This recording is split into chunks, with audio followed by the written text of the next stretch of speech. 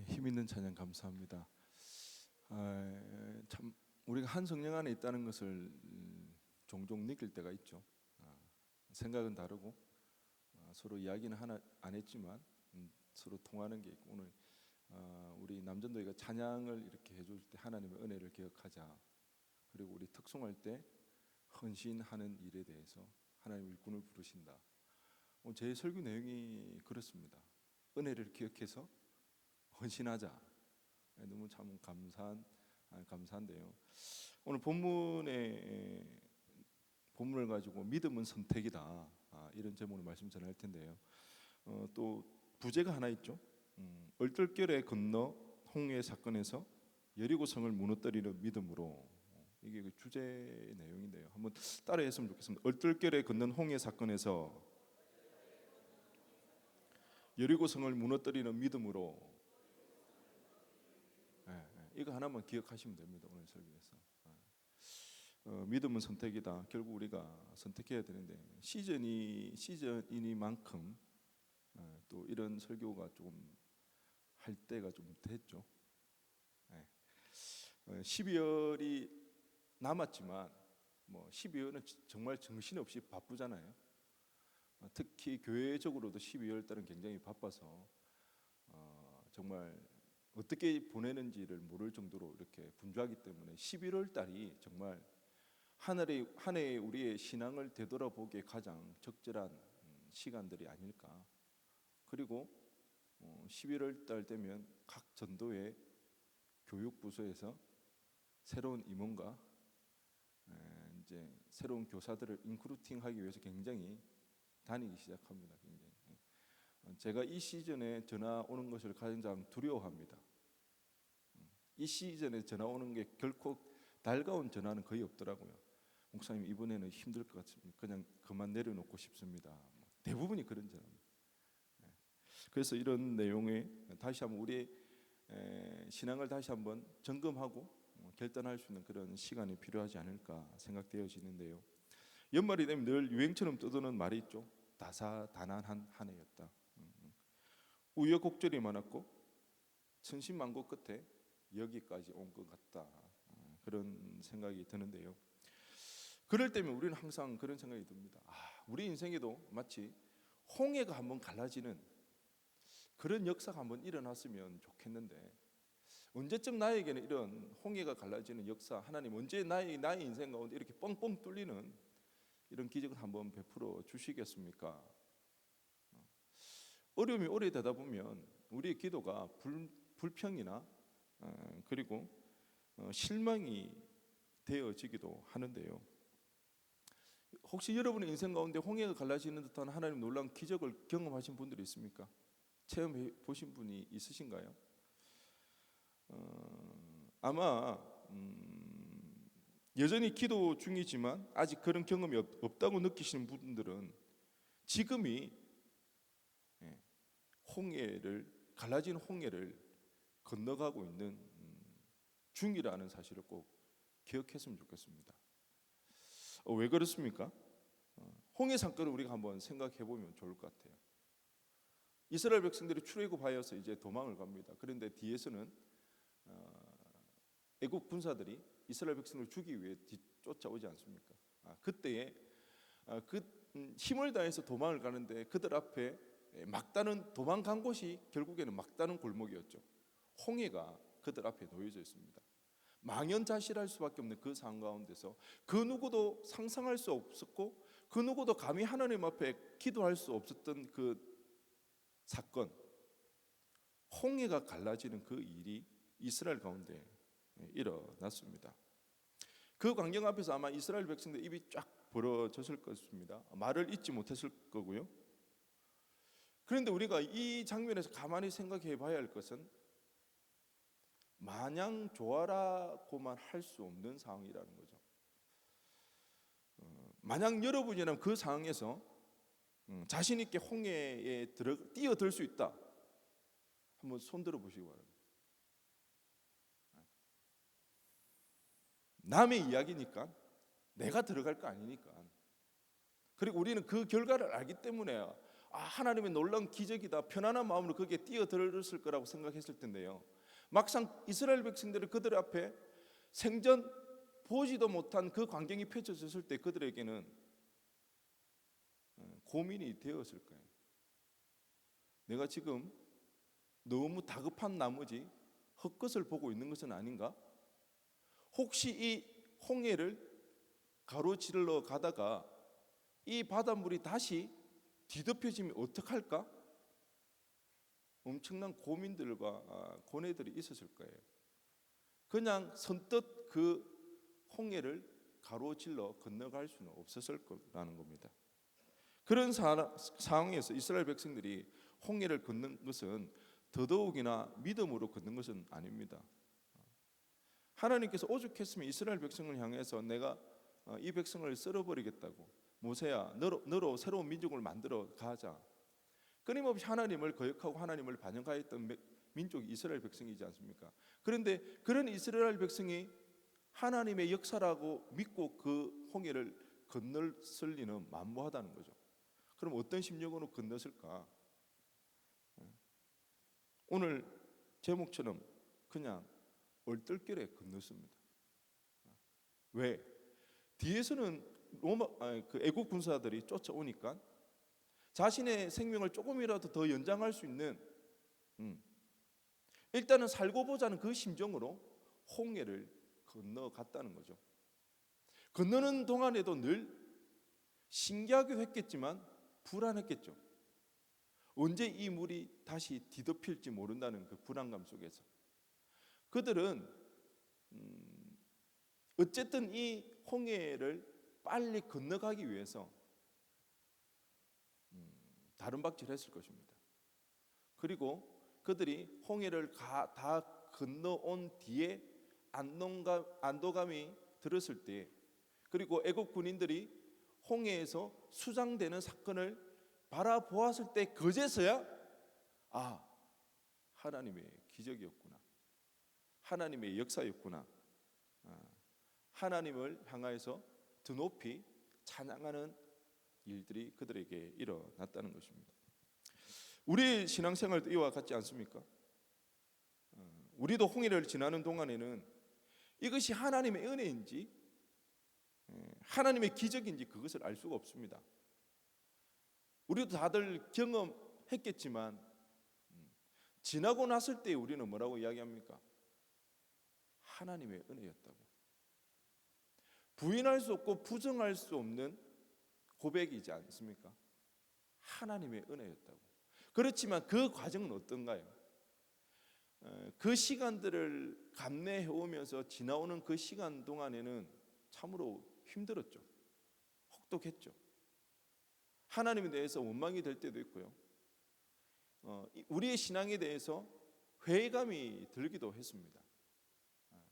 순수한 믿음으로 우리가 하나님을 의뢰하고 신뢰하면서 건너온 사람들은 아무도 없다는 거죠. 다 지나고 나서 보니까 하나님의 은혜였던 거죠. 누구나 그렇습니다. 믿음의 조상 아브라함의 인생은 어떻습니까? 하나님께서 그에게 75세에 하나님께서 아브라함을 부르시고 내가 내게 지시할 땅으로 가라 이렇게 말씀하십니다. 그때 아브라함이 하나님에 대한 믿음이 아닙니다. 자신의 욕망을, 아들에 대한 약속을 쟁취해내기 위해서 떠납니다. 그렇지만 어디로 가야 될지는 모르지만 분명히 그가 그 발걸음을 뗄 수 있을 정도로 확신 가운데, 하나님의 그 환상 가운데, 하나님의 꿈 가운데 떠나갔습니다. 그런데요, 창세기 12장을 잘 보시기 바랍니다. 어디로 가야 될지도 모릅니다. 근데 아브라함이 밤마다 어떻게 했겠습니까? 그에게 나타나셨던 그 하나님을 찾지 않았겠습니까?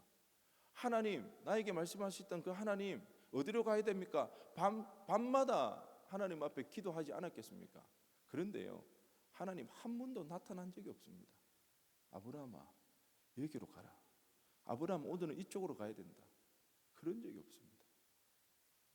너무 하나님이 속상하게도 아브라함이 가나안 땅에 들어가니까 그제서야 어떻게 하십니까? 하나님이 아브라함에게 나타나십니다. 그리고 하시는 말씀이 이곳이 바로 내가 살 가나안 땅이라 이렇게 말씀하십니다. 하나님 앞에 배신감이 들 수도 있을 겁니다. 하나님 도대체 어디 계셨냐고요. 하나님 내가 그렇게 찾을 때 하나님 어디 있었냐고 그렇게 하나님 앞에 따져 물을 수도 있습니다. 그런데 하나님이 일하시면 그렇습니다. 비록 하나님의 음성을 들을 수는 없었고 하나님의 그 지시할 방향을 우리가 알아듣지는 못했지만, 우리는 느낄 수가 없었고 우리는 알지는 못했지만, 그 상황 가운데 하나님은 어떻게 하셨습니까? 아브라함을 인도에 가셨다는 것입니다. 할렐루야. 그래 우리도 고백하지 않습니까? 하나님의 은혜였다고. 이 홍해를 지나온 사람들만이 고백할 수 있는 이야기입니다. 그 불안과 그 어려움과 그 지난한 시간들 속에서 이 모든 것이 하나님의 계획하신 가운데 하나의 오차도 없이 여기까지 나를 인도해 주셨구나. 그러기에 여전히 기도하고 계신 분이 계시다면 조금만 더 인내하시기 바랍니다. 얼마 있지 않아 하나님 때에 놀라운 하나님의 그 감격 속에서 하나님을 찬양할 날이 얼마 있지 않을 것입니다. 며칠 전에 저희 아내가 우리 결이하고 유리에게 책을 읽어줬다고 합니다. 여느 아이들이, 남자아이들 그렇듯이 공룡을 참 좋아해요. 공룡에 관련된 이야기입니다. 아주 덩치가 큰 육식동물인 티라노사우루스가 나옵니다.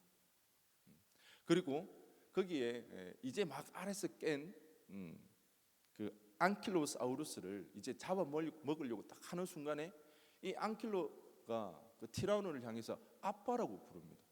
그래서 티라노가 나는 내 아빠가 아니라고 티라노 당신 나의 아빠라고 막 이렇게 실강이를 벌리는 동안 다른 공룡이 나타나서는 이 새끼 안킬로를 잡아 먹으려고 합니다. 그 순간 티라노가 보호를 해줍니다. 이 자신이 원래 잡아먹으려 했던 그 새끼 안킬로를 보호해주고 지켜줍니다. 그런 연유로 인해서 아빠와 아들로 이렇게 지내다가 그러던 어느 날 이 티라노가 저 멀리 산에서 이 새끼 안킬로의 부모가 있는 모습을 보고는 안킬로에게 이렇게 이야기합니다. 안킬로, 나 오늘 달리기 시합을 하자. 저기까지 가는 거야 해서 시합을 하는 척하면서 안킬로가 그의 부모를 만나게 해주고 티라노는 사라져 버립니다. 이야기는 이렇게 마무리가 됩니다. 얼마나 가슴 따뜻한 이야기입니까? 우리 유리는 둘째는 안킬로사우루스가 원래 덩치가 큰데 새끼 안킬로가 나오니까 조그만하게 나오니까 그게 너무 재밌어가지고 낄낄대고 있는데요. 우리 큰아이 결이는 대성통곡을 하더랍니다. 억 하면서 울더라는 겁니다.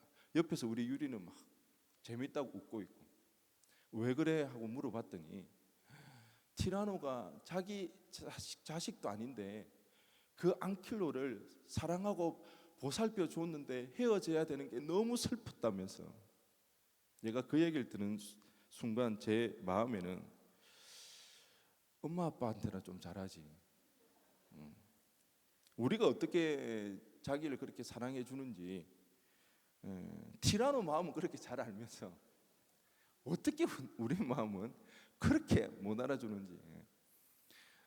엄마 아빠 사랑이 너무 감사해서 대성통곡하는 것도 모자란데 그 티라노를 보면서 운다는 게 저는 좀 이해가 안 됐습니다.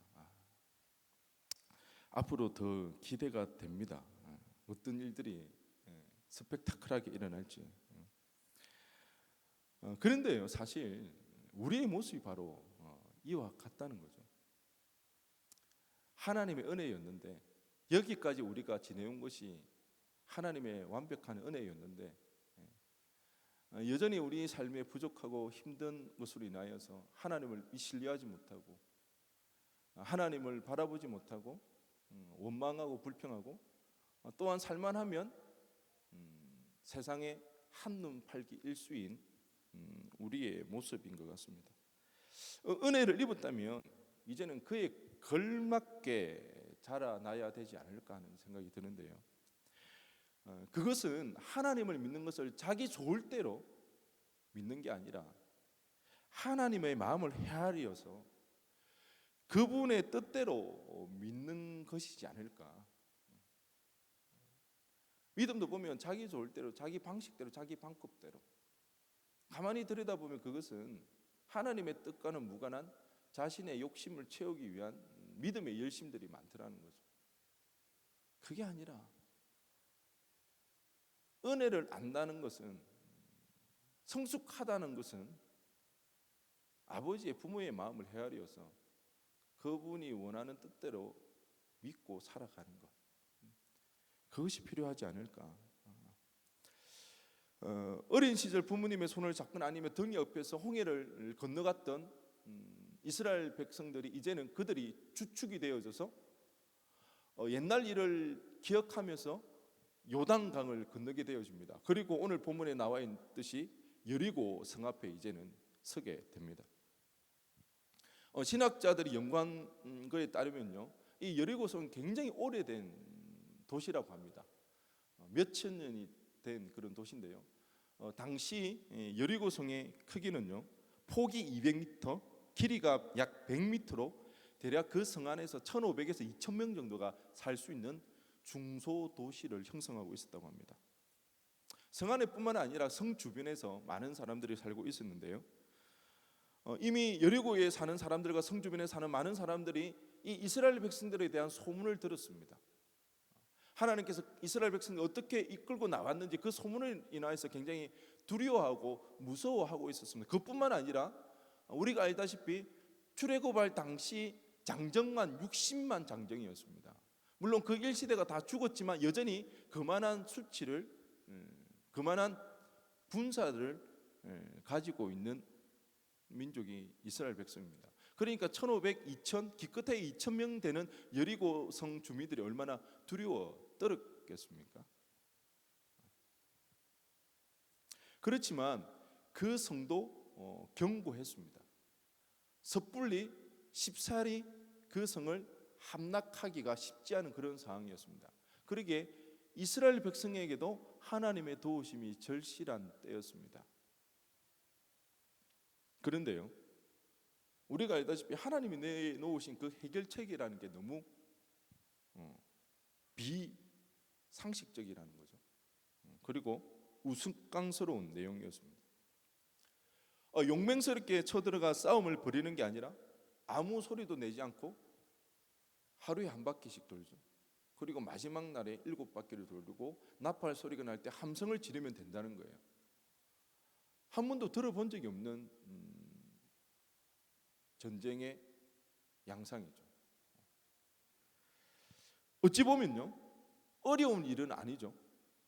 지금 여리고성 주민들은 무서워서 문을 걸어 잠그고 있는 상황이고, 그런 상황에서 그냥 그 성 하나만, 사람 숫자가 많았기 때문에 아마 처음 나갔던 사람이 되돌아오면 거의 꼬리를 물고 한 바퀴를 다 둘러쳐져 있을 정도로 많은 사람의 숫자가 그 여리고를 성을 돌게 되는 쉬운 어려운 일은 아닌 그런 과제였습니다. 그러기에 어찌 보면 너무 쉬워서, 너무 간단해서 어린아이들도 할 수 있는 일이라서 순종하기가 쉽지 않을 수가 있습니다. 왜? 그런 일에는요, 자기 이름이 드러나거나 자기가 찬사받을 수 있는 자리는 없습니다. 왜? 누구나 아무나 다 할 수 있는 일이기 때문에. 드라마틱한 그런 일이었으면 도전해 볼 만합니다. 왜? 거기에는 자신의 용맹스러움과 자신의 이름을 드높일 수 있는 기회가 있기 때문에. 누구라도 할 수 있는 일이라서 어찌 보면 더 믿음이 가지 않았을 겁니다.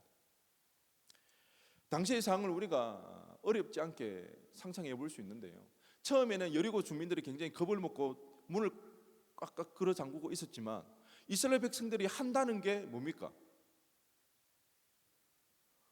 성을 계속 도는 거예요. 처음에는 저게 속임수인가? 저렇게 하다가 언제 공격할까?